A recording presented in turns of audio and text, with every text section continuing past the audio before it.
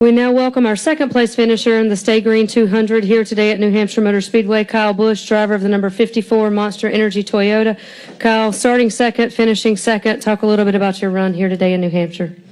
Yeah, we got what we could out of our Monster Energy Camry. We felt good that would be a solid top 5 car and should be a second place car here this weekend, and that's where we ended up. So, it's good to come out of here with the points that we deserve. It would have been nice to obviously win and steal a checker flag, but it just wasn't meant to be here today. We fought hard there at the end and had the best run there at the end with our race car. The adjustments Adam Stevens made all throughout the day, but just not quite enough. If we had track position, maybe things would have been a little bit differently, but with what we had given to us there at the end of the race, we had to fight hard to get by a few guys, got to second and chased them down and just couldn't find enough to get by them. Okay, we'll open it up for questions for Kyle. Please raise your hand. We'll get a wireless mic to you. Okay, we got one back here in the middle. Rob T. Youngson of thepodiumfinish.com. Kyle, it looks like you were really actually gaining some ground with Brad Keselowski, and it looked like a cat and mouse game for a little while, but if the lap traffic hadn't gotten your way and all fair circumstances considered, do you think you could have caught Keselowski for the win there? No, probably not. He was getting bottled up in traffic, which would kind of bring him back to me, and then I'd get through the traffic okay and keep my distance to him and actually close in a little bit more sometimes when we were in clean air. And then we'd get to traffic again, and I'd get screwed up or he'd get screwed up, back and forth a little bit. But if it was just clean and green all the way to the end, I don't know that I could have done anything with him. I was hoping for an opportunity there in traffic. A couple opportunities presented themselves, but he recovered pretty well and didn't lose much time when a bad spot got to him. Okay, we'll take one right here on the left. Kyle Magnin from Speedway Digest.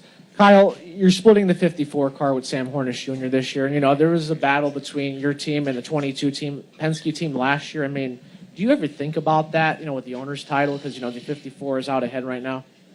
Every lap. That's what we're here for. We know the 22 and the 54 are going to be battling it out, and, I'm sure they see it the same way. But, at the end of the day, when you get checker flags, the points take care of themselves. They were able to beat us today. We've had a few this year as well. So more times than not, it seems like we're battling for that first and second. And if it's not just first and second, then you try to get as best you can with your day so you don't lose too many of those precious points. Additional questions for Kyle?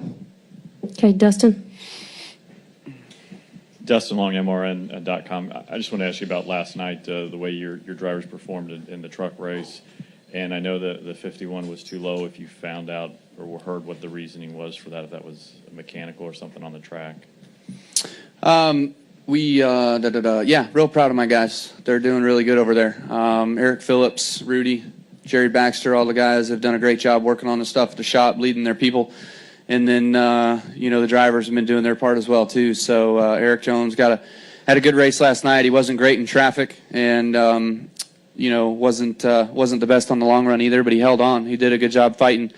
And Bubba, same way. I mean, he ran a really good race, too, led a lot early, probably faded to about 4th, and then they pitted early. And that right there just killed their race, kind of bit them pretty bad. But as far as after the race, it's we're having the same issue that the 9 car had earlier this year with being able to maintain heights after the race. There's a tolerance of a window of, I think, a 1/4 inch that you're allowed in green. Well, we start at the low side of that because that's the way our setup is. And so it doesn't really give us that much space to go through the yellow, which I think the yellow is 3/8 of an inch or so. And, the nationwide cars, I think that tolerance is a 1/2 inch. They widened it, and guys are not having issues now because the tolerance is bigger.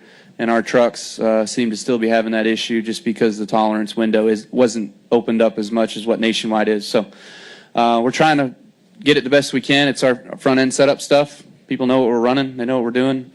And, it's just a matter of trying to get it fine-tuned a little bit more where we can start higher, maybe maintain a little bit better height if they don't change the rule.